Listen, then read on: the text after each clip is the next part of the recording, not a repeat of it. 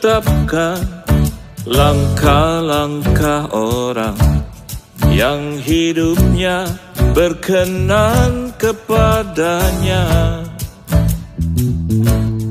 Apabila ia jatuh, tak sampai tergeletak, sebab Tuhan menopang dengan tangannya. Tangannya, tangannya, sebab Tuhan menopang dengan tangannya. Apabila ia jatuh, tak sampai tergeletak, sebab Tuhan menopang dengan tangannya. Tuhan menetapkan langkah-langkah orang yang hidupnya berkenan kepadanya. Apabila ia jatuh, tak sampai tergeletak, sebab Tuhan menopang dengan tangannya. Oh, tangannya, tangannya, tangannya, sebab Tuhan menopang dengan tangannya. Apabila ia jatuh, tak sampai tergeletak, sebab Tuhan menopang dengan tangannya. Oh, tangannya, tangannya, tangannya, sebab Tuhan menopang dengan tangannya.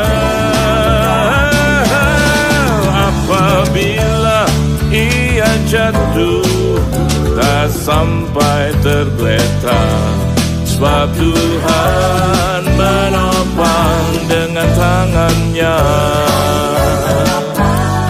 Sebab Tuhan menopang dengan tangannya.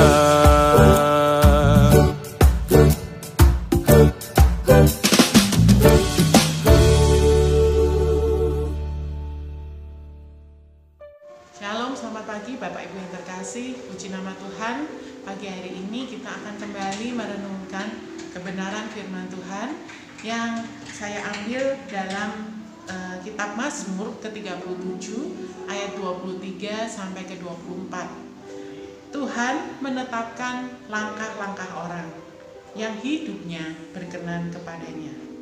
Apabila ia jatuh, tidaklah sampai tergeletak, sebab Tuhan menopang tangannya. Nah, saya pelajari di bahasa Inggris, terjemahan bahasa Inggris, dikatakan bahwa bukan apabila ia jatuh, tetapi apabila ia atau apabila orang benar itu tersandung, maka ia tidak akan sampai terjatuh. Ya, jadi Bapak Ibu harus kita mengerti sebagai orang percaya, kadang-kadang memang masih bisa kita tersandung. Tetapi firman Tuhan mengatakan bahwa Allah itu setia. Kalaupun Tuhan izinkan kita tersandung, kita mau bangkit kembali, kita tidak akan sampai tergeletak. Nah, kita akan belajar pagi hari ini tentang dua ayat ini.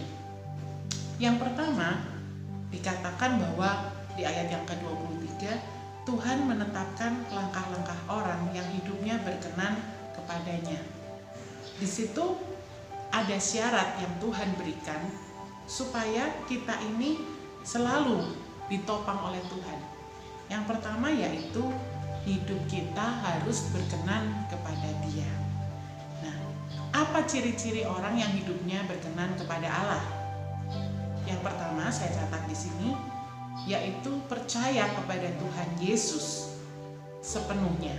Nah, di dalam Ibrani 11 ayat yang ke-6a dikatakan, sebab tanpa iman tidak mungkin orang berkenan kepada Allah. Jadi kalau kita mau menjadi umat yang berkenan di hadapan Dia, kita harus mempunyai iman kepercayaan yang sepenuhnya kepada Tuhan kita, yaitu Yesus Kristus. Nah, untuk mengatakan percaya kepada Allah itu mudah. Banyak orang dengan mudahnya berkata, aku percaya kepada Yesus. Tetapi apakah benar-benar di dalam hidup kita mempercayakan diri kita kepada Dia dalam segala sisi kehidupan kita? Sebab ketika kita sedang nyaman, sedang tidak ada masalah, kita mudah mengatakan bahwa kita percaya kepada Allah.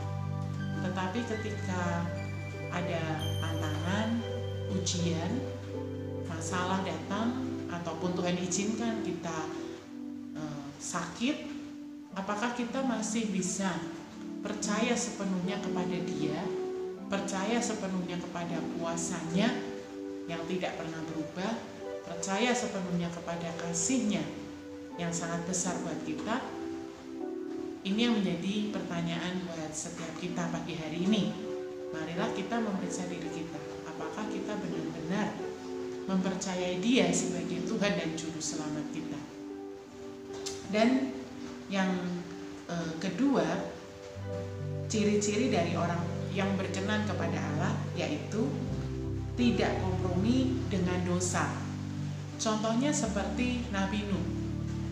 Pada masa di mana Nabi Nuh hidup, dicatat di dalam Kejadian yang ke-6, dikatakan bahwa saat itu manusia hidup penuh dengan dosa, bumi begitu penuh dengan kekerasan, dan hal itu semua mengecewakan Tuhan. Sehingga Tuhan pun mengatakan bahwa Ia menyesal menjadikan manusia di bumi.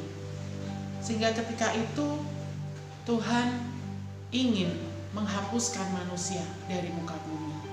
Tetapi kita melihat bahwa Nuh, istrinya, anak-anaknya dan menantunya, mereka ini satu keluarga yang benar-benar takut akan Tuhan.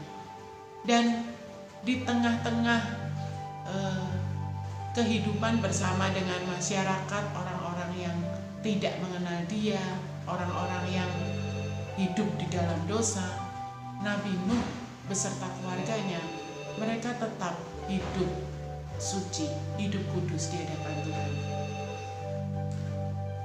Dikatakan di dalam Kejadian 6 ayat yang ke-9 bahwa Nuh adalah seorang yang benar, yang tidak tercela di antara orang-orang sezamannya. Di dalam Amsal 4 ayat yang ke-26 sampai ke-27 dikatakan, tempuhlah jalan yang rata dan hendaklah tetap segala jalanmu. Janganlah menyimpang ke kanan atau ke kiri. Jauhkanlah kakimu dari kejahatan. Nah, Bapak Ibu yang terkasih di dalam Tuhan, biarlah kita mau mengawas-awasi langkah kita, mengawas-awasi hidup kita, sehingga langkah kaki kita itu menjauh dari kejahatan.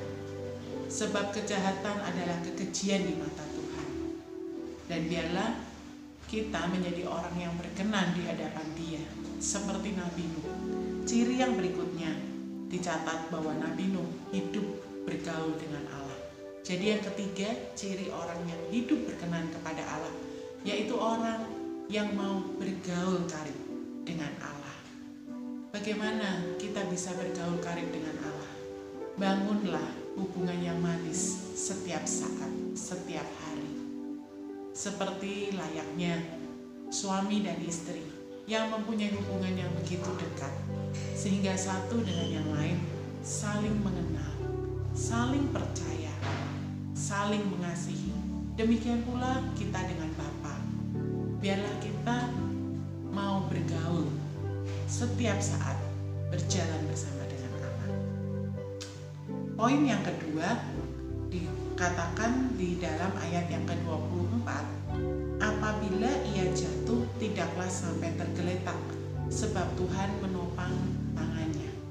Nah, di dalam ayat ini menjelaskan bahwa Tuhan itu berjalan bersama dengan kita selalu, ya.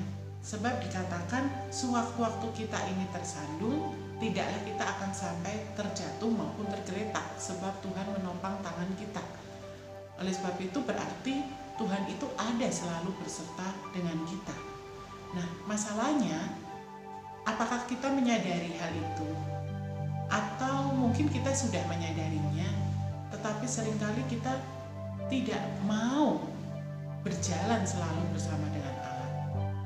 Nah, saya mencatat bahwa orang yang mau berjalan terus bersama dengan Tuhan, yang pertama, dia akan selalu taat kepada pimpinan Tuhan.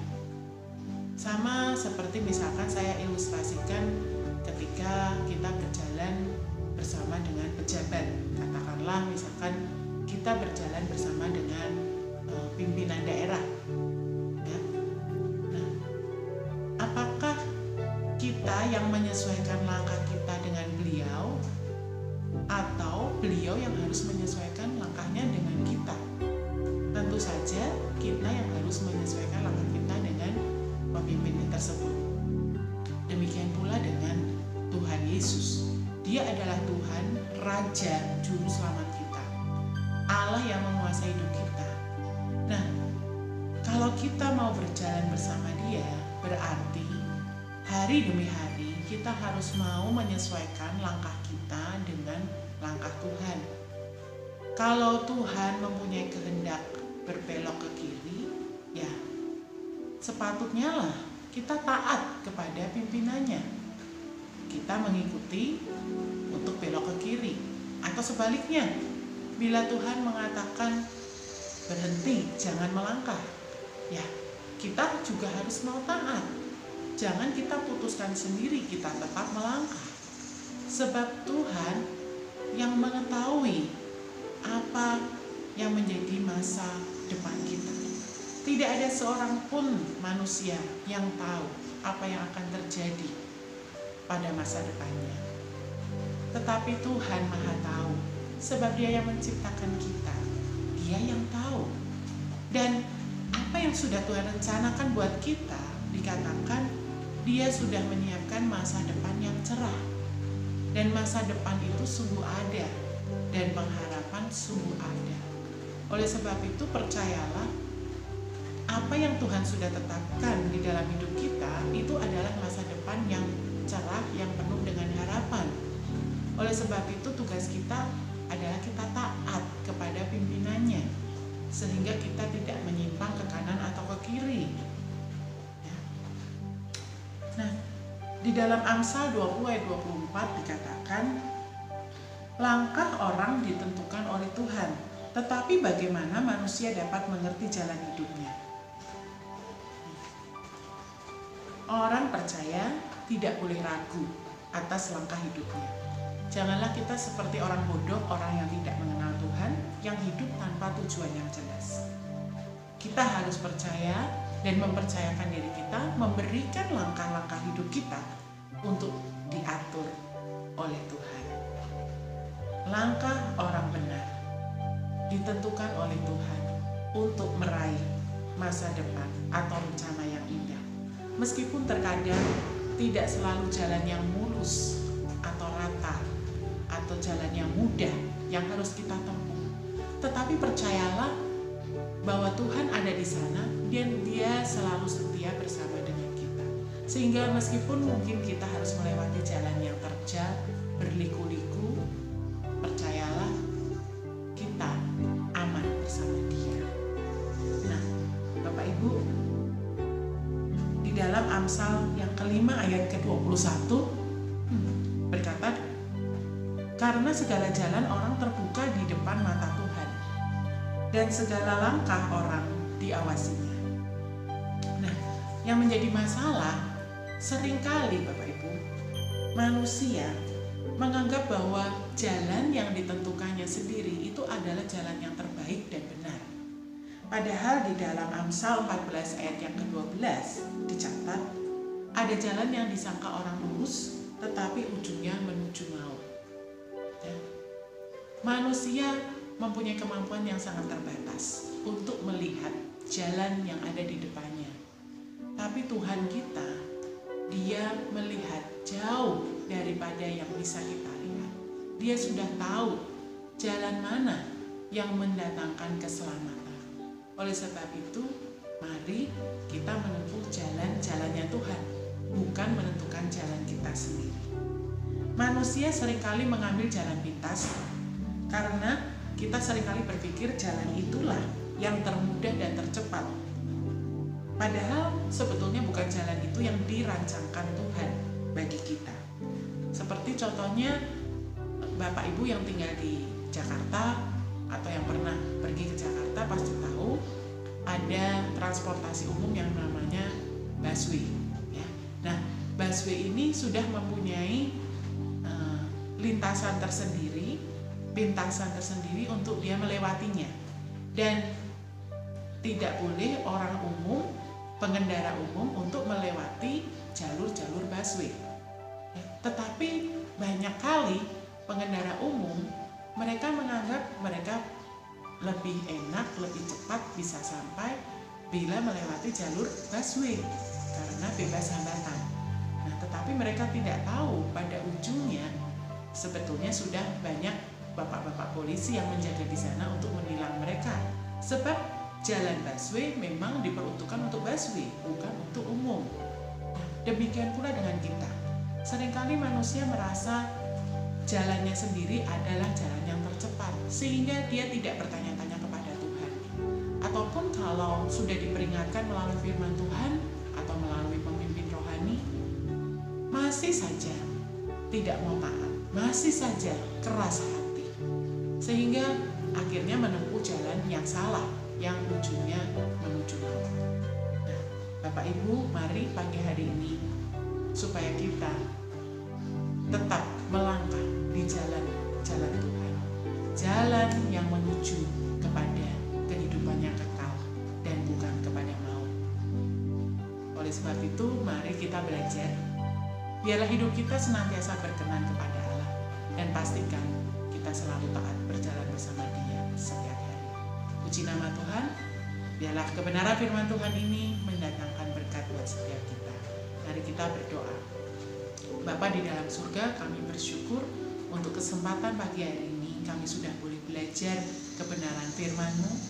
Mari Roh Kudus tuntun langkah kami untuk kami boleh memilih jalan-jalan yang benar, bukan berdasarkan akal atau kepikiran kami manusia, tetapi biarlah kami menempuh jalan-jalan-Mu ya Bapa. Mari tolong kami ya Tuhan, supaya kami senantiasa hidup berkenan di hadapan-Mu. Dan dalam segala situasi apapun, kami mau senantiasa berjalan bersama-Mu ya Bapa. Terima kasih Tuhan, terima kasih. Engkau memberkati seluruh sidang jemaat-Mu yang sudah mendengarkan kebenaran firman Tuhan pagi hari ini. Engkau sendiri yang akan Tuhan menyertai, melimpahi mereka dengan kasih karunia-Mu. Dan perlindungan Allah yang kekal ada bersama-sama dengan kami semua. Terima kasih Tuhan, di dalam nama Tuhan Yesus kami sudah berdoa dan mengucap syukur. Haleluya.